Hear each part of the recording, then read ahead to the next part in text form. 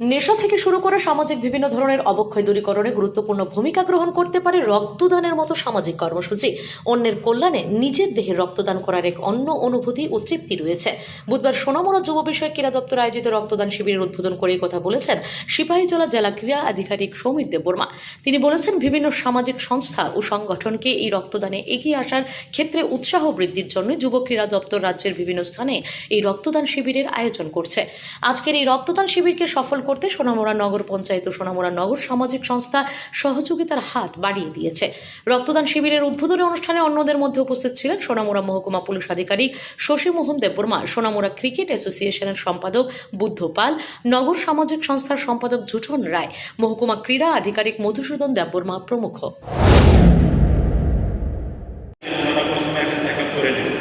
রক্ত দেওয়ার মতো আমার অবস্থা আছে কিনা, ওনারা প্রেশার দেখেন, ওনারা কোনো সুগার পেশেন্ট কিনা ওগুলো দেখেন, বিভিন্ন যে ক্রাইটেরিয়া থেকে সেভাবেই ওনারা চেক করে করে সেই রক্তকে নেওয়া যায় কিনা ওনারা বলে দেন। আবার এখানে ওজনের ব্যাপার আছে, কারোর ওজন যদি 45 কেজির নিচে হয় তাহলে ওনারা রক্ত নেন। এই বিষয়গুলো আমাদের ছেলে। Bureau report, S Bharat live 24 hours.